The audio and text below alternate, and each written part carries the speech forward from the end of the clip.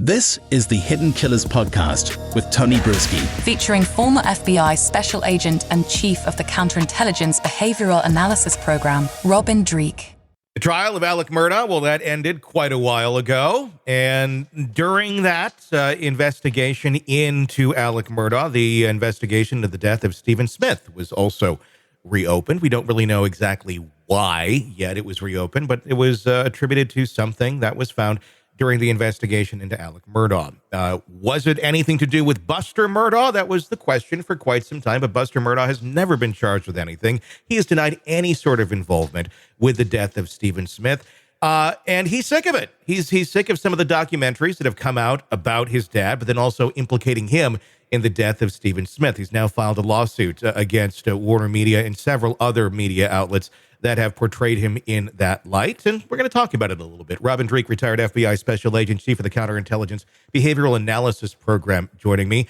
What do you think? When watching all that stuff, I know we all had questions, and I think it's fair to have questions, but at some point, is enough enough? Was there never enough investigation going on to this, or what's happening? I mean, I would never accuse him of being someone that is the murderer of Stephen Smith, but I think the good question is, what do you know about him, that time in your life, and maybe those around him? What's your thoughts? Well, they reopened the investigation because they had some evidence or a tip or a lead to do just that. So good, let that play out, go where the evidence leads you. You were just talking about lifestyle leakage when it came to Huerman, and we have the same thing here, lifestyle leakage onto Buster. His dad is a fighter. Before getting locked up in jail, his dad's about power and control, as we knew in the system there. And if someone disparaged his name, his dad would fight anyone to disparage his name. And so it doesn't surprise me that Buster is fighting people that are trying to insinuate that he was involved in any way whatsoever. I wouldn't doubt that his dad probably told him to do it and helped him, get the ball rolling on it. Because as it looks like, we don't know because we only see media clips, but it looks like, he's still a staunch defender of his dad. His dad didn't do the murders. And when dad tells his son, hey, you shouldn't take this from these people saying these things about you because it will affect the rest of his life. Sure. If he doesn't fight back in some way, and there's no case brought against him, and even if there is, if he's acquitted of it, just the insinuation that these media outlets made that he was involved in any way, that's pretty bad. Is this a horrible idea though? Because at the end, yes, there could be a settlement if he's going after money, and we don't know what his intent is. I'm assuming it's more so for his name. The name's out there. It's been tarnished. It is what it is. Going and suing media companies saying you shouldn't have said that about me is not necessarily going to change people's public opinion about Buster Murdaugh, or the Murdaugh family in general. This opens it all up to discovery. This opens Pandora's box here. And I know a lot of people have been saying, oh, this is horrible. Oh my gosh, this is going to open up a lot. But if he believes that there's absolutely nothing to hide, why would he care? I guess is the question. So just because I understand he's doing it doesn't mean I think it's a good idea either. Sure. So what he's doing is he's following the family behavior arc. We're calling this a family behavior arc because this is what his father's done. So this is what he's doing. But his father did a lot of things that were a lot of really bad ideas too. And this is one of them, because for the same reason. When you start bringing attention on yourself, you bring a lot of scrutiny on yourself, bring a lot of eyeballs on yourself, and not just in the one area they're looking at, but they're going to see all the tendrils that go out from there. And if this is a family and there's been family leakage onto him of, hey, we're above the law, we can do all these things that we're not going to be accountable for, he might be completely unaware of half the things that he might have been involved in or touched upon that were illegal that he didn't even consider. So like you said, because you're fighting one thing in one very specific area, it doesn't mean that it's not going to blossom into all these other things. So be careful what you wish for.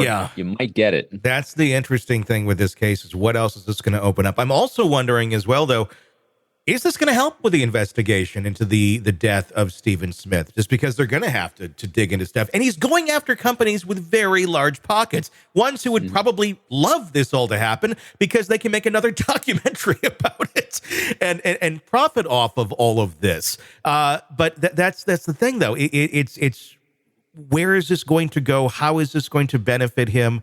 And will this make any sense at the end of the day? I'm wondering, will this help in the investigation, like I said, into the actual murder of Stephen Smith? This might open up some doors that otherwise couldn't be opened. Yeah, so let's do that. Let's first think about the family that lost their son. And so hopefully it'll bring some justice there, because that's the first thing we always want to do is, the whole system is set up to bring justice to those that have been disenfranchised of life in this case. And so that's the first thing. So hopefully this will bring some light into that, some answers for the family that's been searching for answers for a long time. Again, never closure, but movement forward for them.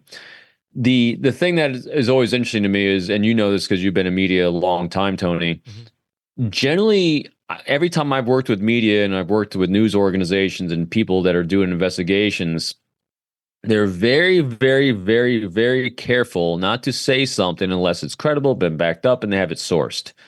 Even if there's an insinuations, I've seen where news organizations and interviewers have made insinuations that they know in their head it's complete fact, but they just haven't been able to source it to enough people to say it as fact, but they still know we got a high probability of this being a truth. And so I'd be really interested to see, like you said, where this goes, because the organizations that have, the media outlets that have said things about him or insinuated it, they have a lot of credibility. So this is either going to go really poorly for Buster or really poorly for the outlets. I don't think it's going to be somewhere in the middle on this one. I think it'll be some blood in the water. Either way. It's going to be very fascinating. And if anything, we can maybe settle this area of Buster's involvement or not involvement, and maybe it will lead into the right direction of who, in fact, was responsible for Stephen Smith's death. I'm not saying it's Buster by any means,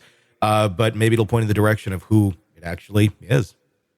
Yeah, and that's the important point there. So hopefully it'll bring some closure or some movement forward for the family. Yeah.